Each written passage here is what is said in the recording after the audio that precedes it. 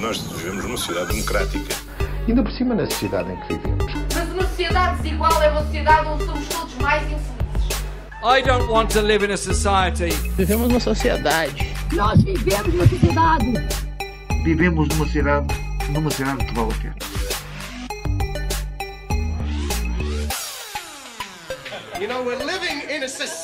Olá, sejam bem-vindos ao Vivemos numa Sociedade. Eu sou o Guilherme, tenho aqui a Rita. Olá, Rita. Olá, olá. A Rita Rita e do Camaças.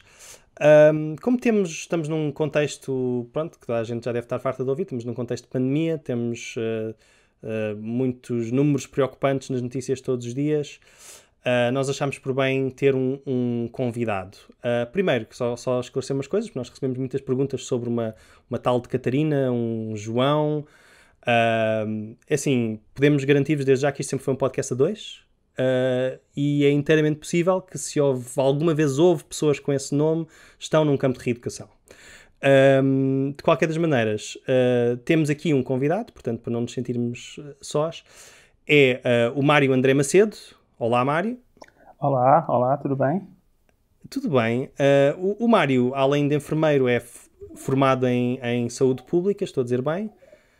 Sim, exatamente. Sim, e pronto, e se calhar alguns dos nossos ouvintes já o conhecem do Twitter, @mmacedo_tweets. Portanto, se procurarem Mário Macedo, provavelmente encontram também, não é? Olha, há muita coisa que a gente gostava de perguntar. As pessoas, é um tempo de grandes incertezas, há muita desinformação. Portanto, vamos já começar. Como é que estás? Tens visto séries fixes? Como é que isso está? Então, olha, muito obrigado. Primeiro, antes de tudo, muito obrigado pelo convite. A vocês os dois, que vocês os dois têm este programa desde sempre e é impecável. Eu sempre ouvi desde o primeiro episódio e realmente não me lembro de ouvir mais ninguém a falar aqui. Em relação a séries e livros e filmes, tenho tido pouco tempo, confesso. Ando a tentar ler um livro da Cristina Roldão há quase um mês e meio, mas isto ao ritmo de uma página por dia, que é difícil, porque as solicitações não param. Não é uma boa altura para falar de séries e filmes e livros, mas bem que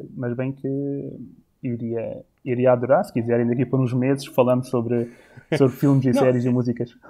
É interessante como inicialmente houve esta ideia de sim, a pandemia toca-nos a todos da mesma maneira, mas obviamente que não é? Porque enquanto tens muita gente a dizer tipo, bem, mais um confinamento, é agora que eu vou despachar as séries que tenho para ver.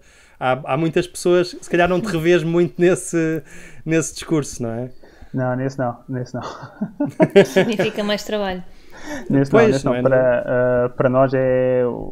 Então, nesta fase, esta terceira vaga não é 3 vezes, há de ser se calhar 30 vezes mais trabalho. Está a ser mesmo muito complicado. Nunca passámos por nada assim. Sim, era um bocado isso que eu queria começar por perguntar. Por exemplo, agora falaste da terceira vaga, certo? Muita gente, se calhar, não percebe muito bem, tipo, ok, porque é que isto não é ainda a segunda vaga? O que é que está a acontecer? E se calhar... Para dar um bocado de ideia às pessoas a escala do que está a acontecer, consegues comparar a tua experiência com o que foi a primeira vaga e o primeiro confinamento? Sim. Então, ora bem, nós no primeiro confinamento, nós no fundo antecipámos a curva pandémica e antecipámos, talvez não, de certeza, o receio que nós tínhamos dos eventos em Espanha e Itália.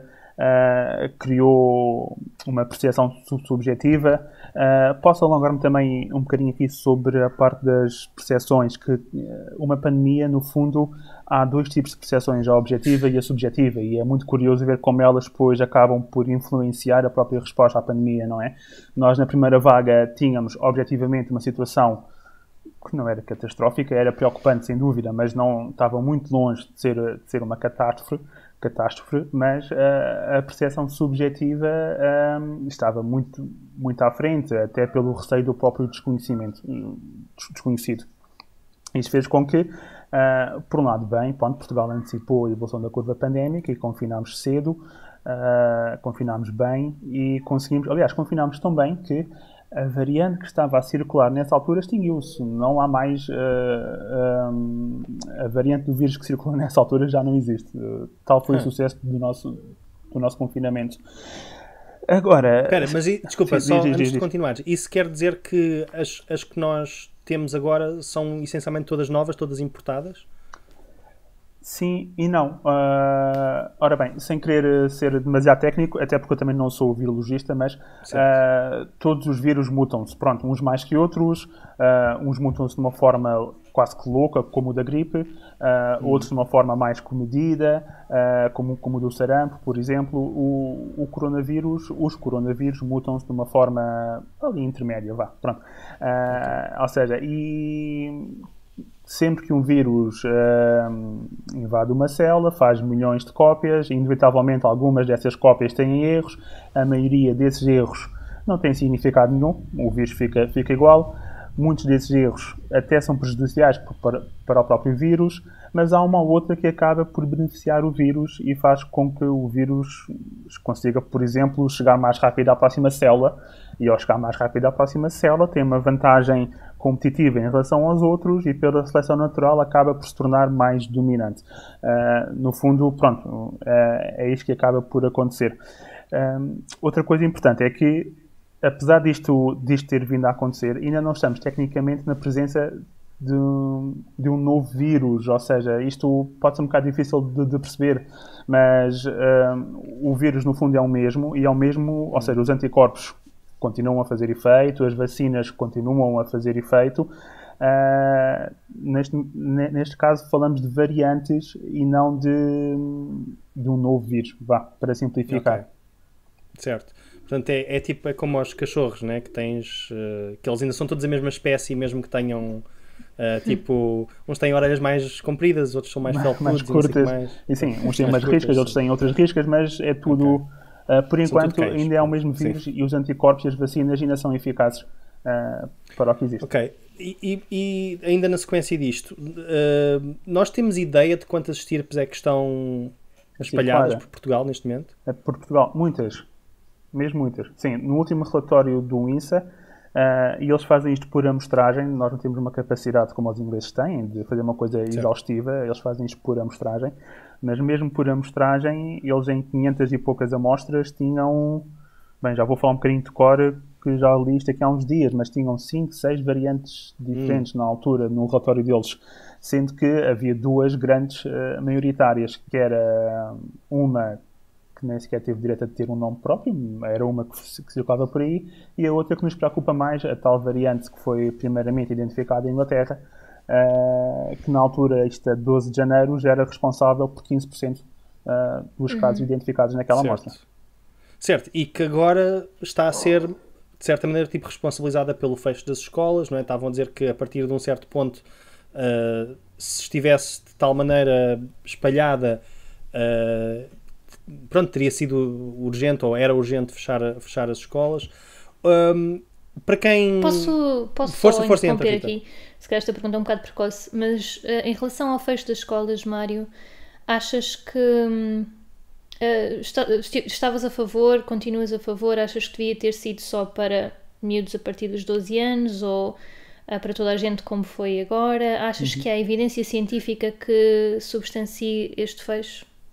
Ok, essa é das questões mais giras e complexas de responder. Eu até há coisa de mais ou menos um mês atrás defendia um modelo ali misto, ali no meio híbrido, que era, sabendo que até aos 12 anos as dinâmicas de transmissão do vírus são diferentes, os miúdos têm menor probabilidade de apanhar o vírus e menor probabilidade de contagiar outras pessoas. E eu faço a questão de frisar isto, estamos a falar de probabilidades, o risco nunca é nulo, nunca é zero, pronto, apenas jogamos aqui com as probabilidades, mas sabendo que são inferiores, eu consideraria que até aos 12 anos as escolas deveriam ter ficado abertas, incluir estes professores e auxiliares nos grupos prioritários de vacinação, dos 12 aos 17 dar férias escolares e compensar no verão. Na faculdade, uma vez que se trata de jovens adultos com maior maturidade, maior adesão e capacidade de trabalhar à distância, passá-los para o online. Pronto. Isto era na altura, isto até há coisa de 3, 4 semanas, era isto que eu defendia. Entretanto, isto é daquelas coisas, uma das lições do confinamento é que ser feito de forma precoce é melhor, é mais assertivo, produz melhores resultados e evita situações de catástrofe mais à frente. Nós não tomámos medidas de forma precoce, as coisas foram evoluindo, chegou a uma altura que até eu que defendia este modelo, eu agora acho que não havia outra coisa a fazer sem ser realmente fechar as escolas. Até porque, lá está, o risco é reduzido, mas não é nulo, existe. Por outro lado, a melhor forma de manter os pais em casa é as escolas fecharem. Pronto, então, conjugando tudo, eu acho que ficámos sem outro tipo de opções, sem ser fechar temporariamente as escolas. E achas que, porque isto também vem na antecipação, hoje em dia estamos com estes por volta de 15 mil novos casos por dia, achas que isto foi falta de medidas então mais cedo, a montante, e mesmo em relação ao Natal devíamos tê-lo preparado de forma mais eficaz em outubro e novembro? Ou fizemos tudo bem? Não. Houve coisas que foram... Houve bastantes coisas que falharam, sim. Bem, fazendo assim um pequeno sumário, o que é que não correu bem? A começar a forma como encaramos o mês de dezembro e o próprio Natal. Nada daquilo que correu bem. Nós... há um número que... Há um número que é o que se chama o RT, que estima o número que uma pessoa infectada, em média, estará a infectar. E nós conseguimos ter um RT ao longo do mês de novembro e dezembro à volta do 0.98, 99. Ou seja, qualquer número abaixo de 1 considera-se negativo, é porque a pandemia não está a crescer, está a diminuir. 0.98, 99 é quase 1, ou seja, é quase estável. Podemos dizer que estava a cair muito ligeiramente. E realmente, olhando para a média móvel do mês de dezembro, o número de novos casos oscilava entre 3.600 a 4.000, com uma tendência de queda ligeira, mas sim, era uma queda ligeira e consistente. O problema é que, mesmo assim, nós estávamos com uma média de 3.600, intensivos ali à volta dos 500, era um número que não nos dava confiança nenhuma para a comunicação. E depois aqui entrando outra vez na parte subjetiva e objetiva. Nós, objetivamente, não tínhamos condições para abrir para as festas. A parte subjetiva, então, estragou-se completamente com a mensagem do borla de Natal e vamos aproveitar o Natal e vamos trabalhar para o Natal. E realmente tudo isto misturou-se. Depois, a variante primeiramente identificada em Inglaterra também não ajudou, ou seja, formou-se aqui uma espécie de tempestade perfeita, que é uma expressão que ultimamente tem sido bastante usada, e tudo isto junto fez com que logo ali a dia 25, 26 o RT que estava a rondar este 0,98, 0,99 salta para 1,23 a 1,24, isto foi quase que instantâneo, pronto, e desde aí nunca mais saiu. E pronto, no fundo a explicação foi essa. Agora, claro que no verão poderíamos ter feito muito mais coisas em preparação para isto. A segunda vaga era óbvio que iria acontecer. A forma como nós estávamos a preparar o Natal também seria óbvio que iriam haver mais casos. Aliás, na gripe, todos os anos isto acontece. O pico da gripe costuma ser 1 a 2 semanas depois deste período, porque é o habitual, as pessoas estão num espaço fechado, a beber chá, mais ao vinho, a comer, com mais contactos. Por isso seria óbvio que isto iria acontecer. Mas aqui uma dúvida que me surge é, nós no primeiro confinamento, quer dizer, nós tomámos aquelas medidas que se calhar foram, não sei, há quem diga que foram excessivas na altura, que tiveram um impacto económico, ok, mas fizemos com números tão mais baixos, não é? Quer dizer, obviamente que havia muito mais desconhecimento, isso justifica a precaução, mas quer dizer, números tão mais baixos do que agora, não é? Quer dizer, estamos a falar de algumas centenas, certo? De casos por dia. E eu lembro-me, não sei se já foi no fim de setembro ou se foi em outubro, quando começámos a ver 400 e depois quase logo a seguir 1000 e depois 1500 e as pessoas estavam a dizer, bem, estamos a fazer mais testes, portanto, por isso é que estamos a apanhar mais casos, isto não há se calhar não devíamos estar tão alarmados, mas eu não vi, por exemplo, nenhum partido a clamar pelo confinamento, a pedir um confinamento, certo? Acho que de certa maneira houve uma facilidade de dizer, ok, é fácil criticar as medidas que estão a ser postas, é fácil pedir mais apoios, acho que isso é normal e é justo, mas porquê que achas que não houve... Quer dizer, mesmo do próprio governo, o discurso era não conseguimos sobreviver a um segundo confinamento na questão da economia, por causa da economia, certo? Achas que era impossível termos feito um confinamento, ou pelo menos medidas mais urgentes, depois do verão? Sim, eu acho que o confinamento é uma daquelas medidas de saúde pública que também é vítima do seu próprio sucesso, ou seja, ao correr tão bem, há sempre espaço para alguém dizer, pois, realmente não era preciso tanto. Com mais vacinas, não é? Com mais vacinas, exatamente. Ou seja, como funcionam, há sempre espaço para alguém vir dizer que afinal não eram necessárias. Pronto. Até porque tu não consegues ter tipo um grupo de controle em que podes dizer, tipo, aqui fizemos confinamento, aqui não fizemos, comparem os resultados, não é? Exatamente, sim, é isso. A história produz sempre o factual, nunca produz o contrafactual, não é? Nós podemos comparar com outros países que tiveram uma abordagem. A Europa, especialmente depois da primeira vaga, de uma maneira geral, a Europa tomou uma postura muito de salvar a economia. Pronto, parece que hierarquizou as coisas, a economia que era mais importante do que a saúde, e foram-se mantendo assim, uns mais que outros, mas foram-se mantendo mais ou menos assim neste registro. Houve outros países, Nova Zelândia, Austrália, Vietnã, para dar assim alguns exemplos, tomaram outra postura mais não de conter, mas de esmagar a curva, não é? Ou seja, a opção deles foi mesmo de erradicar isto. A verdade é que na altura... Com que tipo de medidas? Só para as pessoas terem noção. Ok. Confinamentos mais agressivos e mais prolongados, mais precoces, ou seja, não deixar o número de casos subir. A Austrália e a Nova Zelândia têm a vantagem de serem ilhas, ou continentes, o que permite impor quarentenas rígidas à chegada, mas o Vietnã não é uma ilha, ou seja, e consegue realmente fazê-lo. Ou seja, e depois, isto... Claro que na altura pode doer mais economicamente, mas é uma coisa certa. Nós olhamos agora e a vida lá decorre com uma certa normalidade e nós continuamos neste registro. Se calhar nós invertemos aqui as prioridades, mas algo que deveríamos lembrar-nos que não há boa economia com pessoas doentes. Isto é uma coisa que poderia servir realmente de lição. As coisas estão intimamente ligadas, ou seja, não há boa economia com pessoas doentes, mas também não há pessoas saudáveis com uma economia doente. As coisas estão aqui de tal maneira interligadas que estamos a priorizar uma coisa em relação à outra, não conseguimos salvar uma e perdemos a outra. Pronto. E talvez fosse mais acertado, até para não evitar este descalabro, porque o descalabro de todo o nosso ecossistema de saúde é mau para todos. Pronto. E até para evitar este colapso e este descalabro de todo o nosso ecossistema de saúde, nós deveríamos ter tomado medidas mais cedo, bem mais cedo até. Mas podes dar um exemplo? Por exemplo, houve medidas tomadas, não é? Tipo, sim, desculpa. Houve a questão dos recolheres obrigatórios ao fim de semana, que foram polémicos. Sim.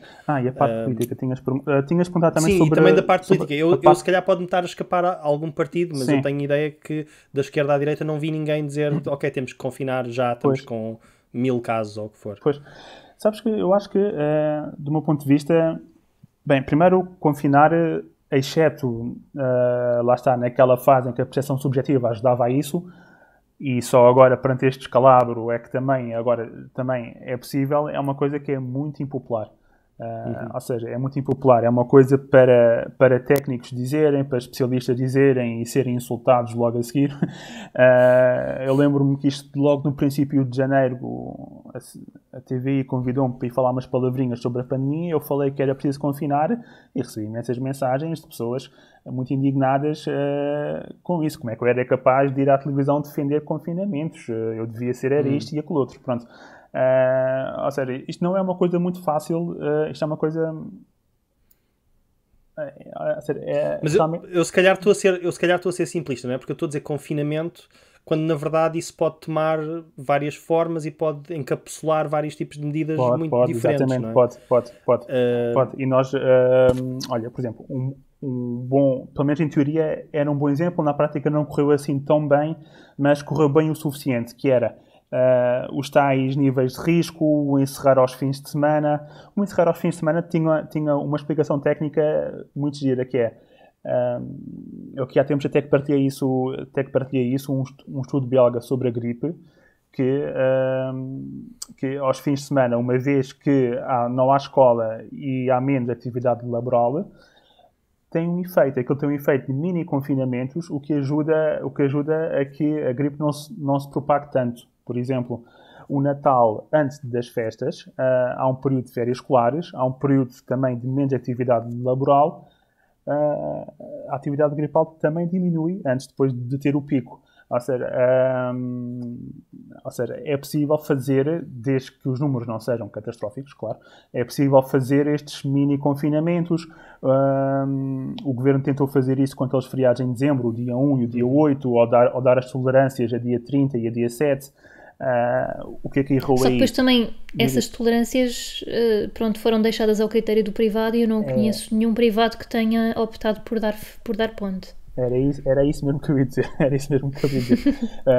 Faltou, lá está. Depois falta sempre aquela coragem, no fundo é coragem política, que é para dizer que a situação não está boa e nós temos que realmente tomar estas medidas que são mais rijas, são mais duras, mas que isto depois compensa, neste caso até foi a curto prazo, que isto foi só no mês seguinte, ou seja, se em vez de dar tolerância de ponte e apelar para os privados seguissem, era de estar feriado. O governo tem esses poderes de decretar feriado e acabou.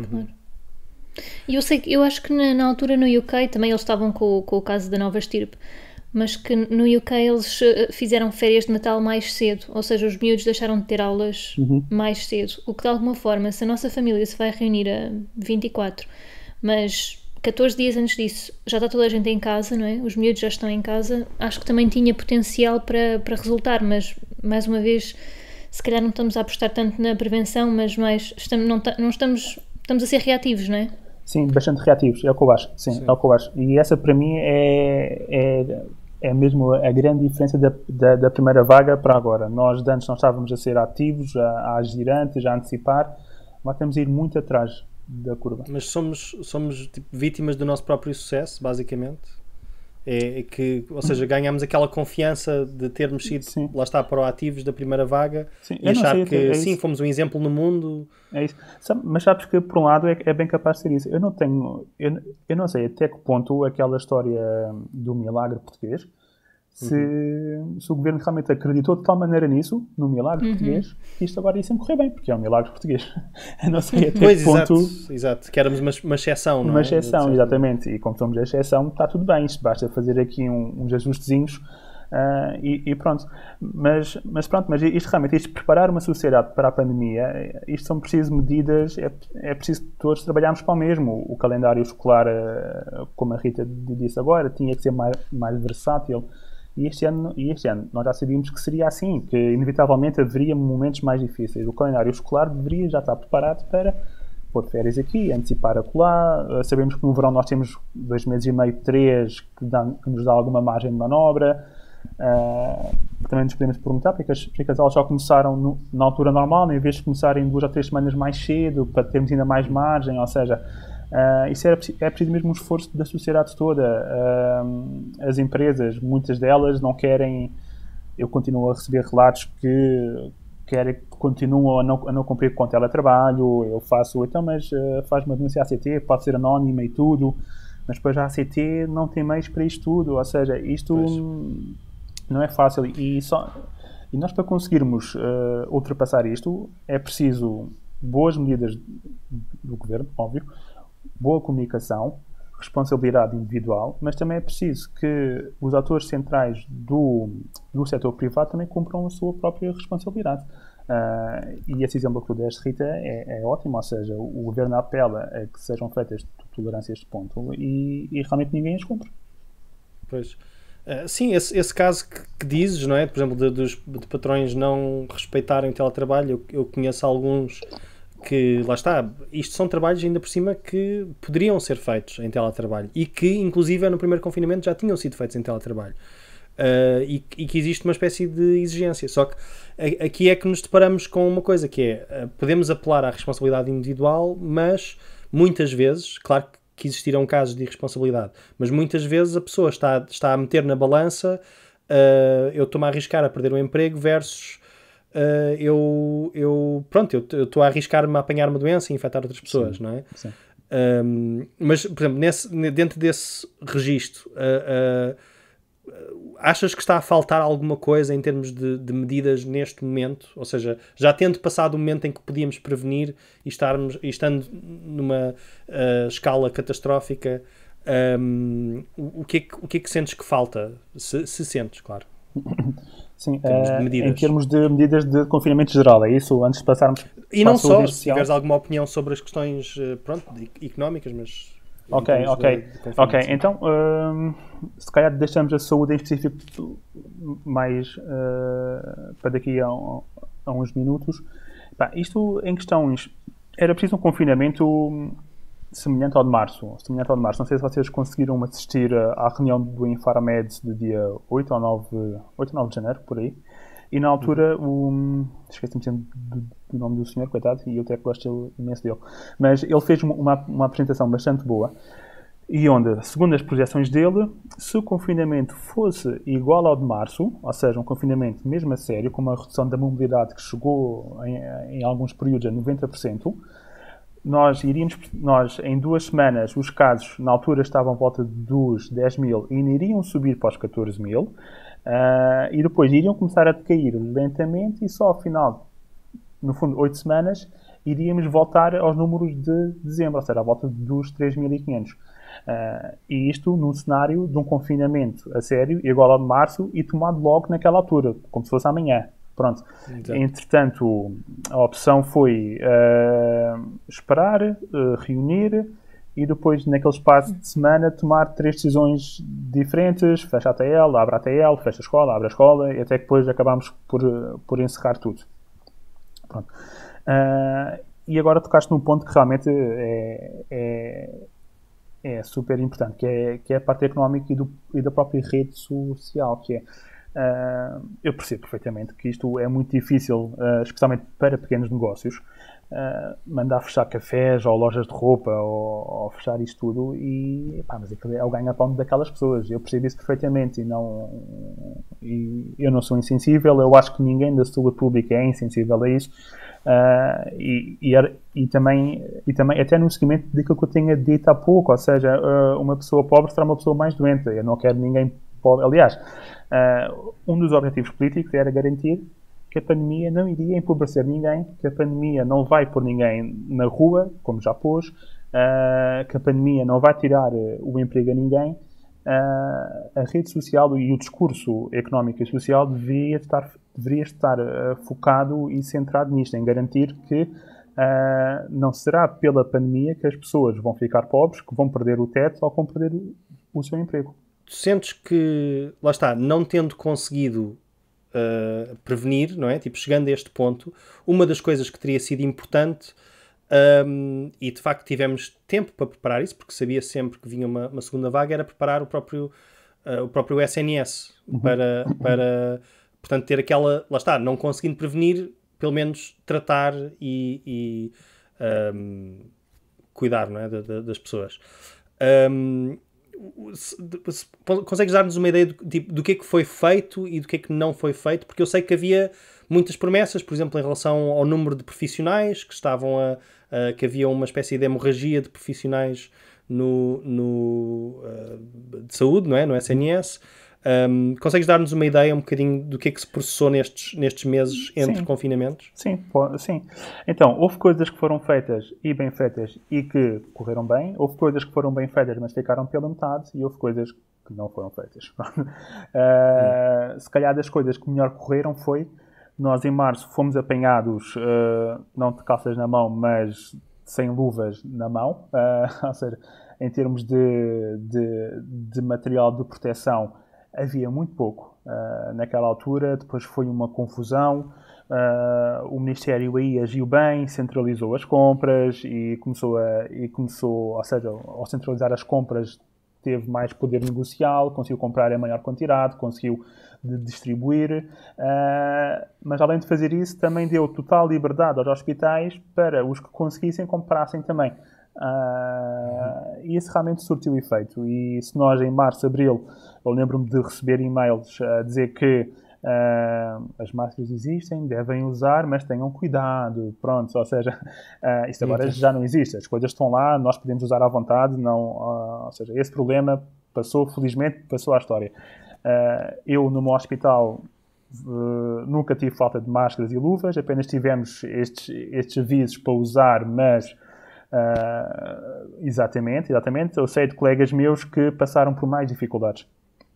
Agora, e esta parte correu bem. A parte que não correu assim, que foi feita pela metade, a parte da... O SNS consegue ser elástico em termos de camas de enfermaria, porque é mais fácil de abrir camas de enfermaria. E essa parte acaba por se preparar razoavelmente bem. Em camas de cuidados intensivos é mais difícil, não só porque precisam de mais material, material que é caro, que é complexo, material que tem que ser de confiança, e material que até material que, se houver algum azar e avariar-se, também não é muito fácil pedir a sua substituição ou arranjo. Pronto. E além disso, tão importante como o material são os profissionais que lá trabalham, ou seja, é muito fácil, ou relativamente fácil, eu costumo dar o meu próprio exemplo. Eu trabalho há 12 anos numa urgência pediátrica, no meu caso. Se for preciso, eu vou ajudar amanhã a urgência dos adultos. Se for preciso, eu vou amanhã para uma enfermaria Covid. Mas já não vou para cuidados intensivos, por exemplo, porque eu sei que não tenho essa competência. Se for para lá amanhã, não vou ajudar ninguém, só vou atrapalhar. Pronto.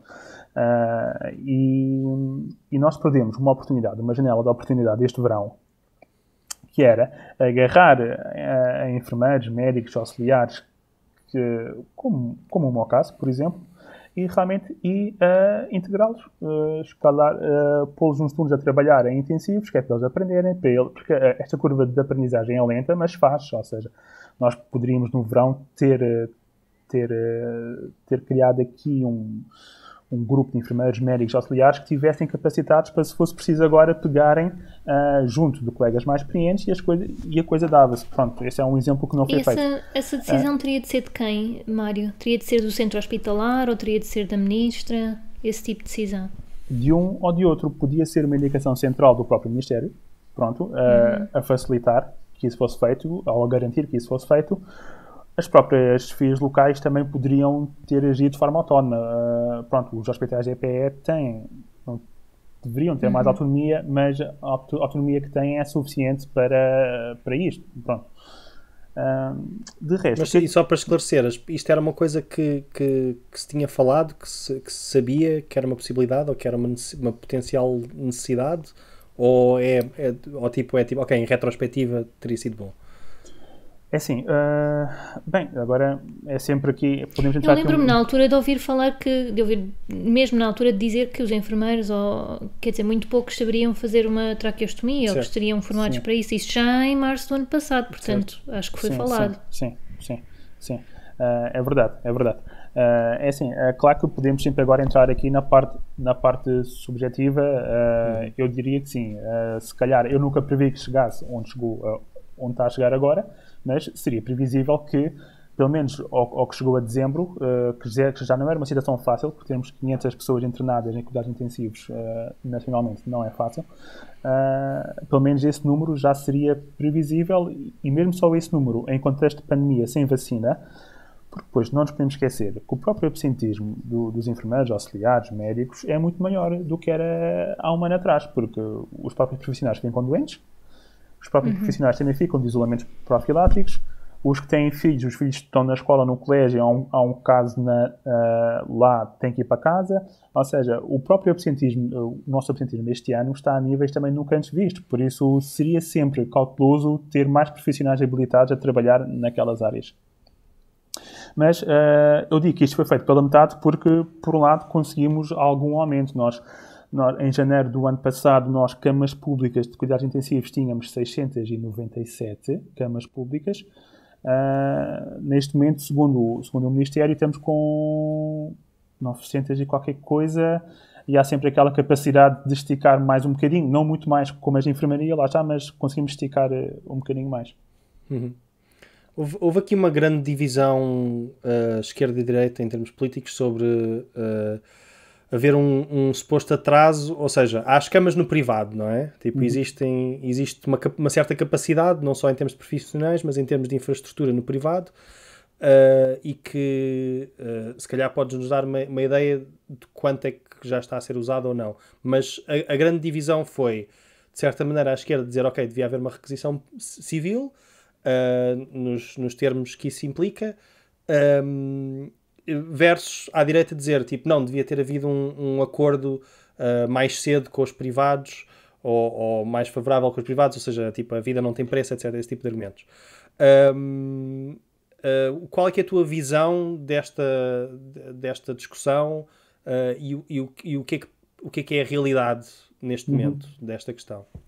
Ok, então pronto, há duas coisas que são claras, que é o setor público tem muito mais capacidade do que o setor privado. Lá está, recuando até janeiro de 2020, enquanto que o setor público tinha 697 camas de cuidados intensivos, o setor privado tinha 107, 108, por aí, ou seja, a dimensão é totalmente outra. Mesmo até em número de profissionais, no SNS ao todo, como um todo, trabalham cerca de 124 mil, mais 1.000, menos 1.000 profissionais de saúde. No setor privado trabalham 25 mil, 24, 26, por aí. Pronto, ou seja, são dimensões completamente diferentes. Então, ou seja, o setor privado, apesar de serem dimensões diferentes, são recursos, são camas que, especialmente agora, dão sempre jeito, ou seja, não todas as camas contam neste preciso momento. Se isto deveria ter sido feito mais cedo e planeado mais cedo, é óbvio que sim, mas há uma coisa no argumento que a direita diz que vocês deveriam era ter negociado mais cedo. Isso até que pode ser verdade, até poderíamos estar aqui a discutir se já deveria ter havido um plano B ou um plano C feito em julho ou em agosto, ou assim. Mas não havendo esse plano, nós não podemos estar agora em janeiro a mandar bocas e a culpar algo que não foi feito no mês passado e ficarmos de braços cruzados simplesmente com esta conversa. Isto não faz sentido nenhum, nós precisamos de ação agora. Pronto. A meu entender, do meu ponto de vista, nós já deveríamos ter levantado para uma requisição civil há muito tempo, claramente. Do meu ponto de vista, uma requisição civil não é nacionalizar o setor privado, até porque neste momento ia dar simplificando, uma trabalheira do caraças. Nem sequer é meter-me na sua gestão operacional, nada disso.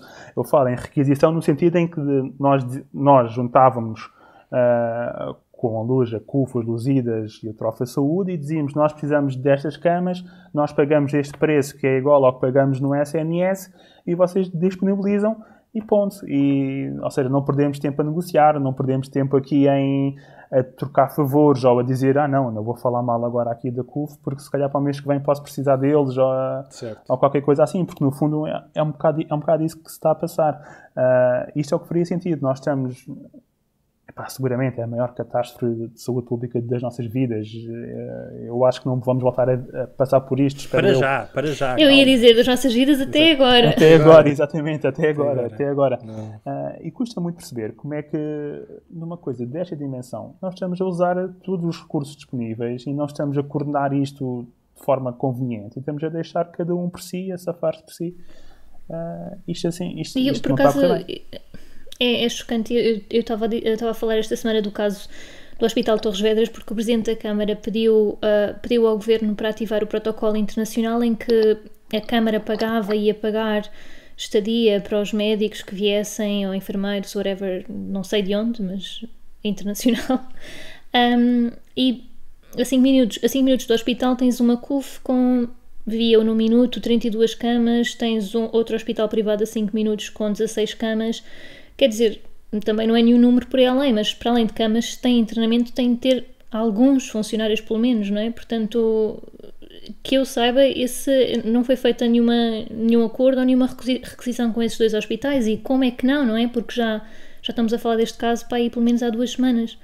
E o hospital cada vez está pior e o surto que eles têm cada vez está pior também dentro do hospital. Portanto, é assustador e parece que o poder local está sem meios e não sei se há assim tanto apoio do Governo Central quanto isso para estes casos locais.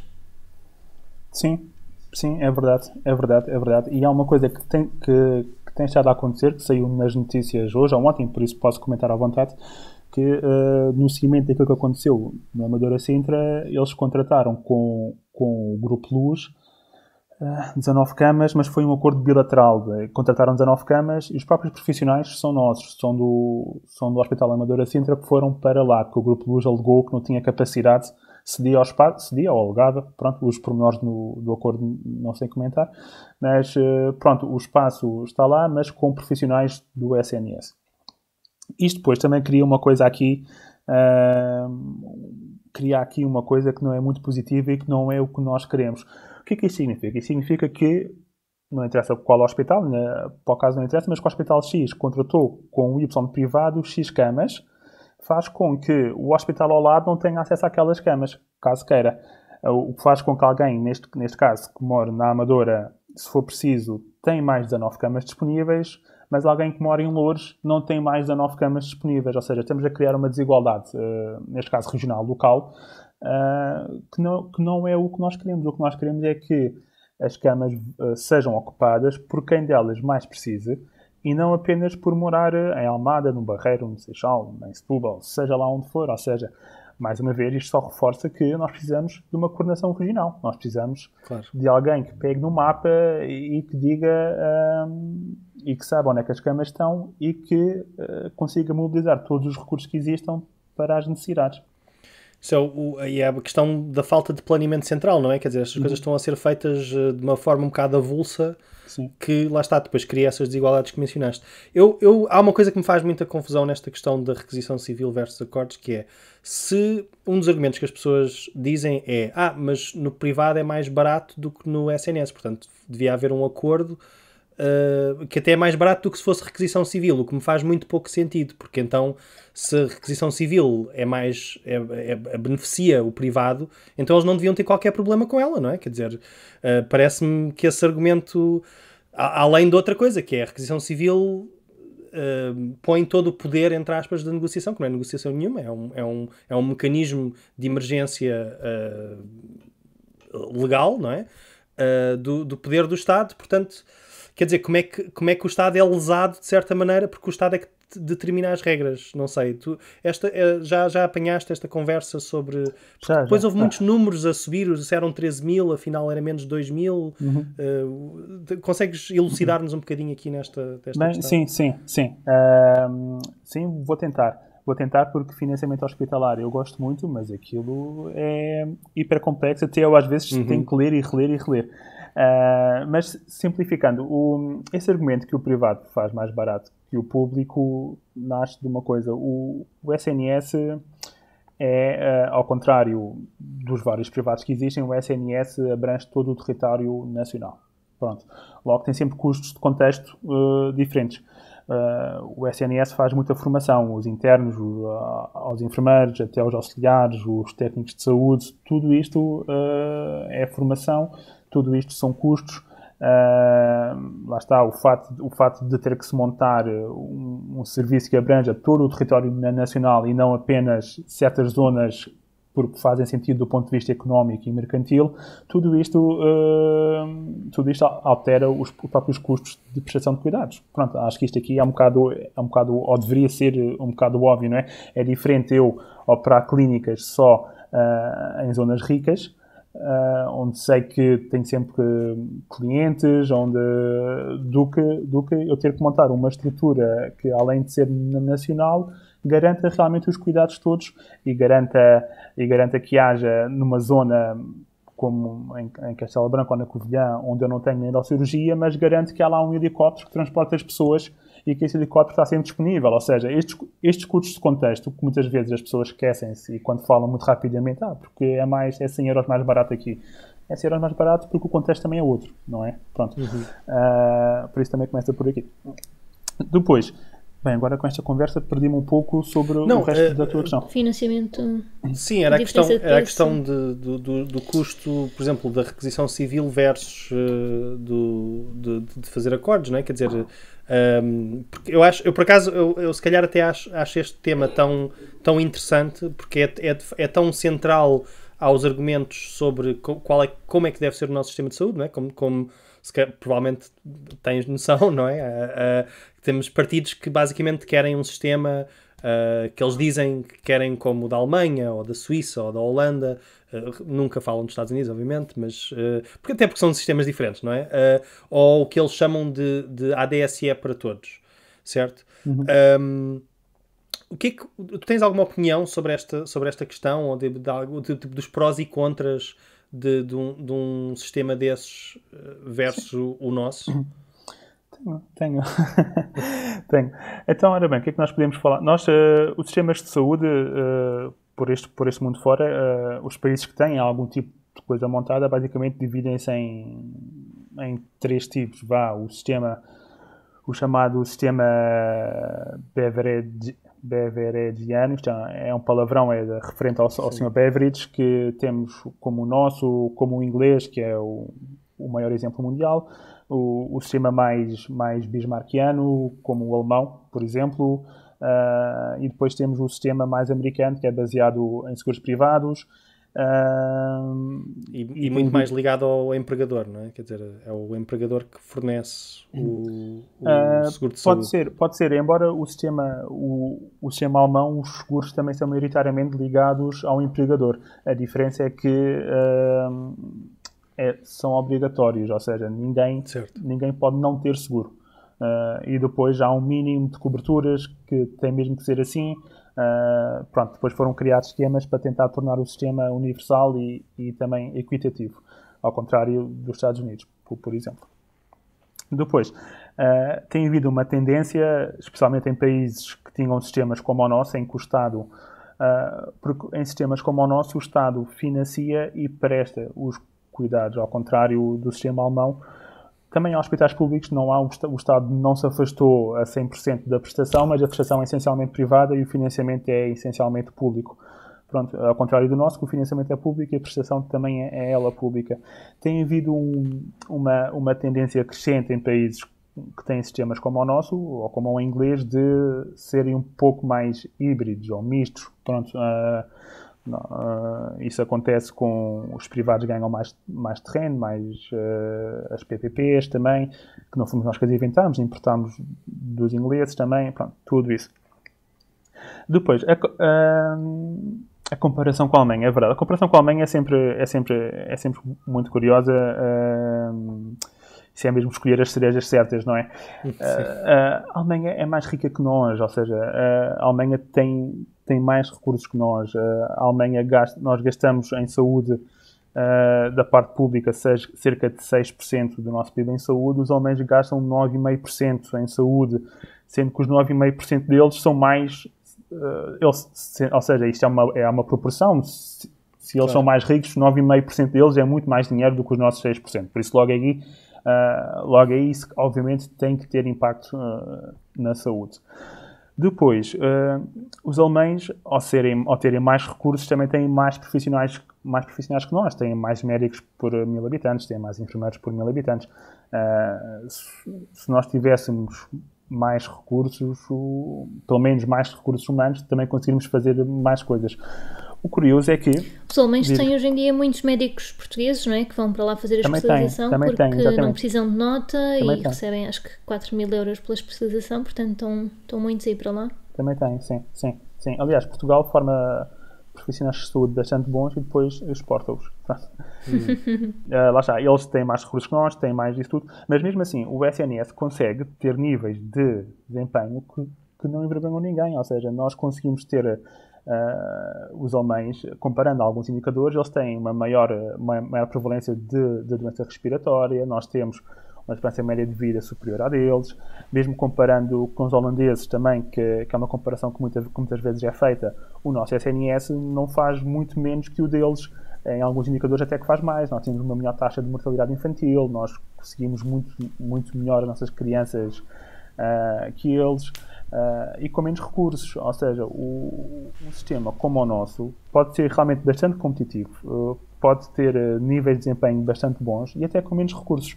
Logo, se faz o mesmo e mais barato, se calhar é bom, se calhar valeria a pena investir aqui e não estarmos a pensar em desmantelar e criar outro tipo de sistemas. Até porque o sistema holandês, por exemplo, eles, por norma, preferem partir do princípio que a pessoa é saudável. Portanto, há limites para... Não seguem os protocolos internacionais, tanto quanto sei, para despiste de cancro da mama ou coisas do género. Fazem tudo muito mais tarde do que nós fazemos cá, em termos de exames. Portanto, não é exatamente o mesmo serviço que eles estão a vender. Sim, e se calhar no espectro oposto, Cuba, não é? Em que é quase tudo mais focado na prevenção por questões económicas também, suponho. Mas que é mais barato. Sim. Mas não, e faz sentido, não é? Acho que se existem lições a tomar, lá está, porque não é? Porque apesar de tudo é um sistema de um país para a riqueza que tem. Tem muito bons desempenhos, sim. Sim, muito bom, não é? Mas eu queria perguntar uma coisa, que é o que tu disseste agora sobre o SNS está essencialmente tipo, subfinanciado. Onde é que tu detectas tipo, o início dessa tendência, ou se é crónico? Não sei onde é que sentes que tem vindo a ser corrigido ou nem por isso, e se calhar esta pergunta é mais uma provocação, quanto disso é que é realmente intencional para que haja um vazio a ser preenchido por privados? Então, o SNS há coisa de... se não me engano, isto foi há coisa de 15 anos atrás, um relatório da OMS muito famoso que colocava o SNS em 12º. Ou seja, eles faziam um equilíbrio da riqueza do país, porque senão qualquer país mais rico, ou a maioria dos países mais ricos que nós ficariam à nossa frente, mas aquilo, corrigindo a riqueza de cada país, nós conseguíamos ter o 12º melhor serviço de saúde do mundo, ou seja, o que é uma coisa incrível. Realmente nós tínhamos um serviço de saúde muito acima da nossa riqueza, o que também demonstra que lá está, que isto é um serviço que funciona, isto com um investimento decente funciona. Quando é que começou a grande parte do desinvestimento? Isto começou, com os PECs e depois, essencialmente, com a Troika. A Troika foi aqui que também foi, lá está, também foi depois a altura, para pegar na segunda parte da tua questão, que depois foi nessa altura que os privados começaram também a crescer mais, porque até essa altura os privados eram bastante pequenos, era um ou outro hospital, uma outra clínica, não tinham sequer uma rede nessa altura. Pronto, eles começaram a crescer realmente nos últimos 10 anos, portanto.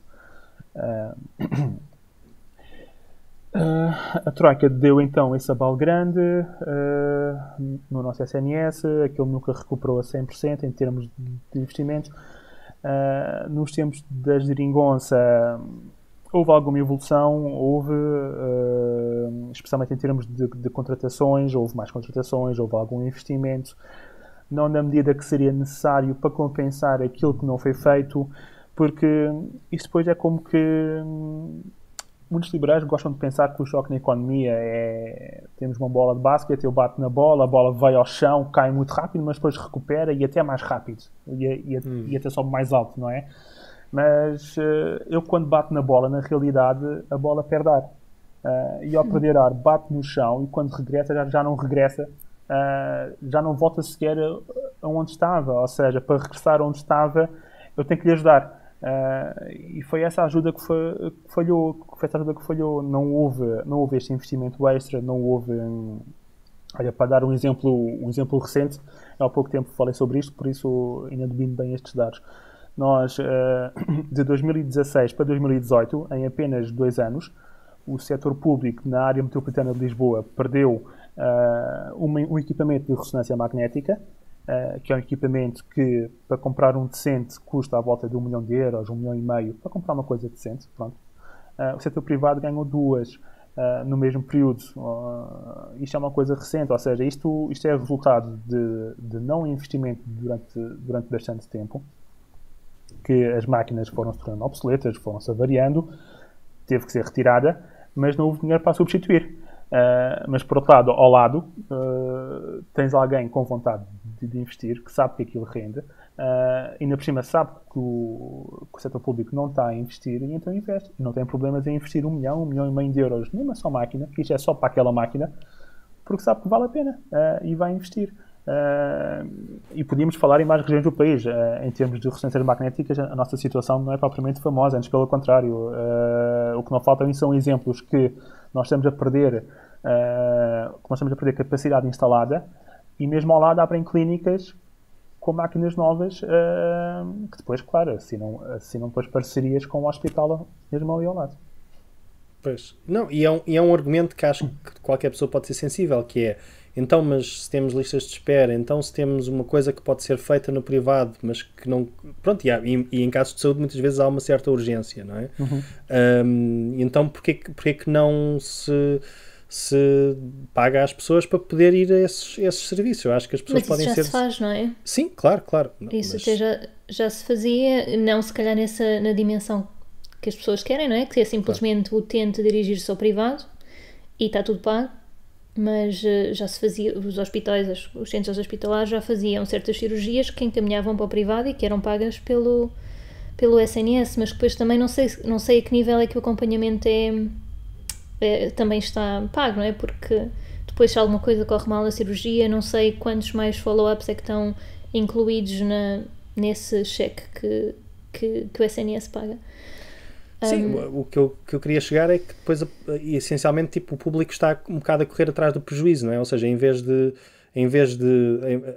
está a tapar buracos, certo? Mas não está a prevenir futuras carências. E, obviamente, quer dizer, estamos numa crise pandémica, mas também depois económica, e depois, eventualmente, outras crises virão, não é? Portanto, nunca haverá um momento bom, não é? Para investir. Só que a questão é que, pelo menos a maneira como eu vejo, é que as coisas vão ficar progressivamente mais caras, e quanto mais poder se dá ao privado, mais poder terá ele de escolher os preços, não é? O que depois cria um problema. Exatamente. E se calhar o momento bom era mesmo agora nesta crise pandémica, em que toda a gente se apercebe da importância do SNS, não é? Porque se calhar antes, quem tem dinheiro ou quem tem seguro, quem tem dinheiro e seguros vai ao privado quando precisa, mas hoje em dia, se tiveres Covid, não interessa a tua carteira nem o teu seguro de saúde, tens de ir para o mesmo sítio. Portanto, se calhar agora era a altura ideal para investir e para a sociedade não contestar esse investimento. Sim, eu queria, já estamos a ficar um bocadinho, isto está a ficar um bocadinho longo, mas eu queria aproveitar que estás aqui, porque sei que já estiveste envolvido nas questões da Ordem dos Enfermeiros, não é? Concorreste, inclusive, e eu queria fazer-te só duas perguntas sobre isso. Primeiro, para quem não sabe, eu sei que se calhar estou a pedir para resumir uma coisa que é bastante mais extensa, mas para quem não sabe, o que é a diferença entre uma ordem e um sindicato, e quais é que são os problemas que isso causa dentro do contexto laboral, certo? Ou problemas ou questões específicas, não é? Quer dizer, o que é que te levou a fazer parte de uma lista concorrente, e não é? O que é que tu não viste que estava a ser feito e que achavas que devia ser feito, basicamente? Então, uma boa forma de começar a responder a essa questão é começar pelo princípio. E o princípio, o que é que nos diz? Como é que o sindicato nasce? O sindicato nasce quando os trabalhadores reparam e apercebem-se que realmente estão a ser demasiadamente explorados e querem se unir e querem fazer alguma coisa em relação a isso. E então, pronto, seguem as suas formalidades e criam um sindicato. Como é que uma ordem nasce? Uma ordem não nasce da mesma maneira. Uma ordem nasce quando o governo reconhece aquela profissão, que que tem maturidade e que tem competência técnica científica para se autorregular. Porque se não houvesse uma ordem dos enfermeiros, dos médicos, dos advogados, todo o tipo de ordens, eu, em vez de me ir inscrever à ordem, ter um cartão de uma ordem, eu teria que enviar um e-mail, uma carta, seja aquilo que for, para uma Secretaria de Estado da Saúde qualquer, e seriam eles a reconhecer-me as competências. Ou seja, isto é o Estado que delega na profissão a capacidade de se autorregular. Como é o Estado que delega na profissão, logo à partida sabemos uma coisa, sabemos que todas as ordens profissionais, no fundo, são indiretamente, fazem parte da administração pública. Pronto, de uma forma indireta, claro, mas fazem parte da própria administração pública. Por isso, é totalmente descabido haver um órgão que faz parte da administração pública e que tem competências de regulação da profissão exercer funções sindicais. Pronto, isto tudo, há aqui um triângulo que é absurdo. Pronto, é absurdo e nem tem cabimento nenhum, não há lógica nisto. Por isso é que as ordens estão mesmo impedidas legalmente de exercer funções sindicais. Pronto. E então sabemos que a função principal da ordem é autorregular a profissão. E porquê? Para garantir ao cidadão, que neste caso dos enfermeiros, que todos os enfermeiros que estão a exercer são enfermeiros que têm a competência necessária para estar ali. São enfermeiros que o seu curso é bom o suficiente e a ordem reconhece o curso, a ordem reconhece os enfermeiros. Se o enfermeiro for tirar a especialidade, a ordem reconhece que este enfermeiro tem uma competência acrescida e pode exercer funções especializadas. Ou seja, a ordem existe, em primeiro lugar, para defender os cuidados de enfermagem, para defender o cidadão.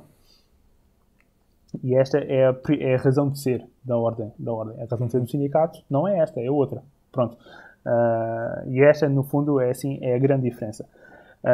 Claro que depois a função do bastonário e da ordem ao defender os cuidados, há sempre aqui uma margem para ser mais interventivo, menos interventivo, para sentar à mesa os representantes sindicais, ou seja, ter aqui uma função mais diplomática e ajudar também na consecução de outros objetivos importantíssimos para a classe também, claro que sim.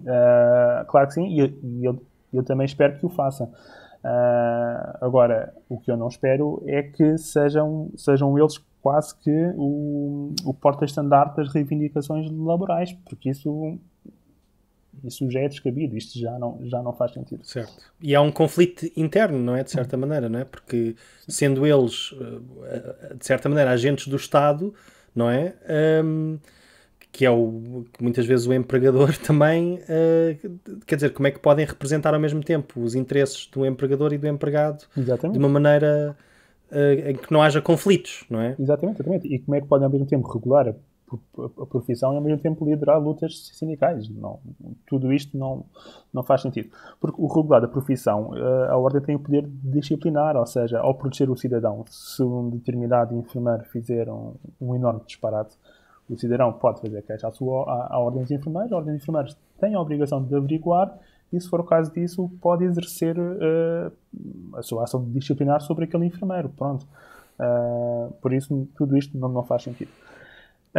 Sobre as eleições, foi assim a minha primeira experiência. Não confesso que até sempre votei nas eleições para a ordem, mas nunca me tinha envolvido.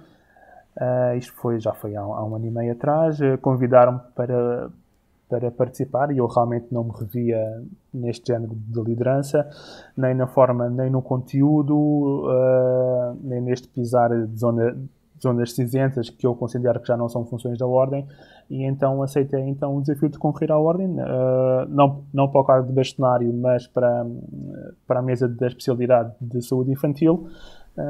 Pronto, foi assim a minha primeira grande rota eleitoral. Bem, faz parte da esquerda em geral, perder eleições, digo eu. Mas só já agora, tipo, dentro deste contexto específico pandémico, o que é que tens achado da atuação da bastonária? Obviamente que ela tem estado nas notícias por beijinhos a certas figuras políticas e coisas assim do género, mas especificamente da pandemia. No desempenho das suas funções em relação à pandemia e a coisa. O que é que apontas? Ora bem, eu nunca me revi no estilo, eu não gosto muito do... Eu gosto de pensar que neste tsunami que nos varreu a todos, fosse possível nós apontarmos para soluções e nós criarmos soluções, nós sermos parte da solução, nós conseguirmos reunir com todos os atores importantes e necessários e extrair o melhor de cada um deles e todos com as nossas discordâncias, é claro, não temos todos que concordar uns com os outros, mas temos que todos fazer parte da solução. Aquilo que me parece é que há pessoas que estão mais interessadas em ser parte do problema, há pessoas que estão mais interessadas em que certas coisas não corram bem para poderem vir à televisão apontar o dedo, talvez para tentar ganhos de causa para mais tarde capitalizar. E não é exclusiva da enfermeira Ana Rita, há mais pessoas que têm tido esta postura, mas é tudo posturas que eu não me revejo e que eu, sempre que possível, tento combater. E só para concluir, acho que é sempre bom termos uma certa mensagem, não sei, como profissional de saúde, certo? Estamos em condições diferentes, existe uma estirpe nova mais contagiosa, acho que muitas pessoas têm dúvidas sobre o que fazer. Não sei se pudesses deixar alguma mensagem em relação... Pronto, e obviamente há muita desinformação, há muito ruído. Bastante. Não é? Se quiseres falar sobre isso também. Mas... Nós estamos a falar das fake news, é verdade. Pois, exato. Não, mas se calhar se conseguires condensar nestas coisas, eu sei que são questões muito diferentes, mas começar pela questão das fake news e a um nível mais direto, para quem nos está a ouvir, o que é que aconselhas em geral, ou o que é que gostavas de reforçar em termos de cuidados? Ok. Olha, então começando aqui pelas fake news, que acho que isto estava um episódio só para falarmos sobre fake news o polígrafo da saúde, informação e depois até as próprias ligações que isto tem, e nos partilhei mais uma. Eu sei que eu fico sempre aquela eterna questão, será que eu devo falar sobre isto? Será que eu não devo? Porque por um lado pode estar a propagar acidentalmente, não é? Exatamente, acaba por estar também, invariavelmente, também a propagar. Mas, por outro lado, se eu não falo, também deixo que aquilo perdure e que, se calhar, pessoas que não conhecem o outro lado, não é? Mas, pronto. Hoje acabei por partilhar mais uma fotografia de uma enorme mentira, no fundo é isso. Pronto. De alguém, que eu sei quem é, que está muito ligado ao movimento negacionista. Claro, também está ligado ao Chega, que aquilo é quase que sobreponível, não a 100%, mas aquilo é bastante sobreponível, ou seja... Um diagrama de Venn muito sobreposto. Exatamente, esta espiral, uma pessoa começa por acreditar que a Terra é plana e quando dá por si, está a votar ali. Mas pronto, realmente a desinformação é uma pandemia tão grave, ou quase tão grave, quanto à própria Covid-19. Aliás, um pouco por todo o mundo, até já houve mesmo pessoas que faleceram vítimas da própria desinformação. E eu estou a falar até mesmo de mortes diretamente. Pessoas que foram beber lexívia, pessoas que foram beber metanol, que é um tipo de álcool que nunca se deve beber na vida. Pronto. Só para dar aqui alguns exemplos de pessoas que acreditaram de tal maneira em notícias falsas que foram fazer aquilo e acabaram, infelizmente, por falecer. Já para não falar naquelas pessoas que, por seguirem maus conselhos, acabam por tomar maus hábitos de saúde e acabam por estar mais suscetíveis a apanhar o vírus e a transmitir o vírus a outras pessoas. Pronto. Isto é um fenómeno que não é muito fácil de lidar e de combater. Eu próprio tenho muitas dúvidas. Eu tenho optado por uma postura mais agressiva para não deixar que as coisas cresçam. Confesso que muitas vezes fico a pensar até que ponto vale a pena ou qual é que é o limite. Eu às vezes fico a pensar, ok, se for só uma coisa pequena, deixo passar. Se for uma coisa grande, é que intervenho. Pronto, isto é sempre assim uma coisa que... Eu pessoalmente tenho difícil. Imensas dúvidas em como atuar. Em relação a conselhos, o que é que eu gostaria de reforçar, até porque estamos na presença de novas variantes, temos a variante... Não, mas em geral, sim. Agora, em relação... Ou seja, as pessoas se virem, eu acredito que das pessoas que nos ouvem, a maior parte não será assim tão suscetível a um certo tipo de fake news, espero eu, mas basicamente acho que seria consensual dizer, olhem, cada vez que virem qualquer coisa estranha, tipo, verifiquem qual é que é a fonte, tenham cuidado com pronto, de onde é que ouvem, não é? Tipo, se é um grupo do WhatsApp, se é um grupo do Facebook, se é uma coisa, versus ver, por exemplo, nas notícias, ou ver no Infarmed, ou ver no site da GS. Exatamente, isso mesmo, exatamente. Até porque muitas vezes, quer dizer, eu não quero criar desconfiança sobre peritos, certo? Mas as pessoas às vezes dizem, esta pessoa é um médico, ou esta pessoa é um profissional de saúde, e isso chega, não é? Tipo, e às vezes convém a pessoa ter um nível saudável de ceticismo, certo? Não é desconfiar de tudo indiscriminadamente, mas pelo menos esperar pelas fontes mais oficiais, não sei se isso ajuda. Não sei se tens alguma opinião sobre isso. Claro. Aliás, eu não mereço credibilidade só por ser enfermeiro, e o médico não merece só por ser médico, não é? Nós temos que julgar, neste caso, os profissionais em específico por aquilo que fazem, aquilo que vão produzindo, aquilo que vão dizendo, se quando eles falam ciência, se é fundamentado ou não, ou seja, tudo isto deve ser tido em conta. E pronto, não é por acaso que há médicos pela verdade, e alguns deles são mesmo médicos. Pronto, eu acho que nem todos serão, mas alguns deles são mesmo médicos, não é? O ser médico só por si, o ser enfermeiro só por si, não é um garante de credibilidade, infelizmente. Apesar da média de entrada. E depois também é como a Rita estava a dizer, que é preciso realmente confirmar as fontes, ou ter e ter também a ideia que um tweet de alguém qualquer, um post no Facebook de alguém qualquer não é igual, não tem a mesma equivalência com o relatório oficial do Infarmed ou com a comunicação da DGS, ou seja, as coisas não são equivalentes, não é? E hoje em dia há muita esta equivalência, que é se o fulano tal escreveu isto no Facebook, eu como até sei quem ele é, isto vale mais do que este relatório oficial do Infarmed, ou do que esta notícia no público em que o jornalista falou com 3 e 4 fontes e validou isto tudo, ou seja, não é, pronto, ou seja, isto mais do que escolaridade é literacia, ou seja, as pessoas deveriam reaprender estas coisas, que há fontes que são mais fidedignas que outras, um artigo científico é mais fidedigno, e não deveria haver dúvidas sobre isto, um artigo científico é sempre mais fidedigno que qualquer escrito no Facebook. Pronto.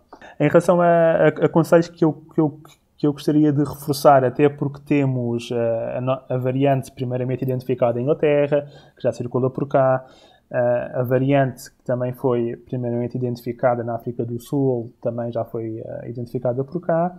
Aquela que foi primeiramente identificada no Brasil não foi ainda identificada cá, mas já foi na Alemanha. Eu apostaria que já cá anda. Pronto, se tivéssemos que fazer, se tivéssemos a capacidade para testar mais amostras, de certeza que iríamos apanhar. O que é que eu posso dizer? Posso dizer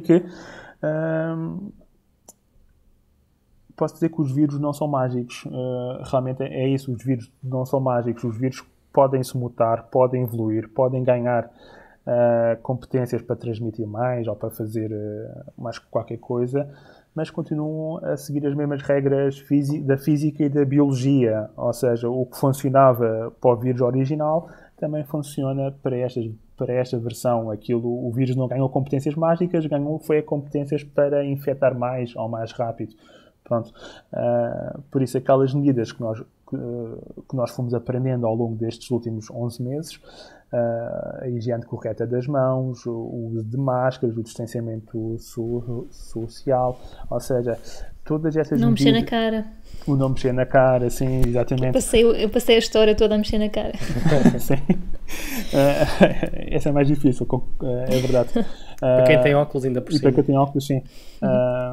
O não fazer reuniões especialmente longas em ambientes fechados, ou seja, todas essas medidas que vão reduzir as oportunidades de transmissão do vírus, aquilo que era válido há 10 meses continua válido agora. Isto funciona na mesma. Nós temos é que realmente ser rigorosos com isto. Temos que ser rigorosos e continuar a cumprir, sabendo que, até para deixar uma mensagem de esperança, agora, ao contrário de há 10 meses atrás, nós temos uma vacina. Temos uma vacina que começa a ser administrada. Os últimos dados oficiais já mostravam 255 mil, que já são mais. Só eu pessoalmente ontem foram 300 e poucas, por isso pelo menos mais estas já foram. Isto está a avançar, não ao ritmo que nós desejaríamos, mas há muita coisa que nós não controlamos em relação às vacinas. A esperança é que a curto prazo, talvez lá para março, se tudo correr bem, pelo menos o grupo prioritário 1 já estará vacinado. E uma coisa é certa, uma coisa é nós termos 15 mil casos por dia e não termos os grupos de risco vacinados. Outra coisa é, mesmo tendo 10 mil casos por dia, que isso é sempre preocupante, mas sabendo que temos os grupos de risco vacinados. Ou seja, dá-nos aqui outro tipo de margem, outro tipo de conforto, e sabemos que podemos agir de uma forma um pouco diferente. Eu lembrei-me só de uma coisa, que é, tu falaste do número de casos, e eu acho que há muita gente que não está a perceber muito bem, porque isto tem estado a bater nos 14 mil, 10 mil, tem sido recorrente nos últimos dias. Isto é um planalto ou estamos a atingir um limite de testagem? Eu já ouvi várias teorias. Ok. Sim, eu tendo a concordar que temos a atingir um limite da nossa capacidade, porque nós sabemos o número de testes que é feito por dia, também sabemos o número de positivos que temos por dia. Isto produz um rácio. O rácio, a última vez que vi, já tinha ultrapassado os 18%, estava em 18, qualquer coisa por cento, até poderá ser mais já, mas pronto, a última vez que vi estávamos com o rácio a rondar os 18%. A recomendação da OMS é que este rácio anda à volta dos 5%. Ou seja, a diferença é grande. A diferença é grande. Isto significa que todos os dias nos escapam 1.000, 2.000, 3.000 casos por dia que não estão a ser identificados porque não estão a ser testados. São 2.000, 3.000 casos novos, são 2.000 a 3.000 novas cadeias potenciais de transmissão que se podem desenvolver. Ou seja, este é um lado ainda que temos que teríamos que ter atenção para tentar resolver isto no mais curto espaço de tempo. Ok, obrigado, Mário. Desculpa este período longo, mas há muitas dúvidas sobre esta coisa. Foi um prazer enorme da minha parte. O prazer foi todo meu. Ouvir-te. Podem seguir o Mário @mmacedo_tweets. Mário André Macedo, podem procurar, acho eu que conseguem encontrar. Também tem escrito artigos e afins, portanto as pessoas podem encontrar as coisas que escrevem procurando o teu nome. Ou no Health News, que é o jornal onde eu costumo escrever. Pronto, da nossa parte, eu fui o Guilherme, estive aqui connosco a Rita, somos as únicas duas pessoas que alguma vez estiveram neste podcast, @Rita e do Camassas, podem segui-las lá, e esperemos que se houver outros co-hosts que se sintam melhor da próxima vez. Pronto, Vivemos numa Sociedade, até à próxima.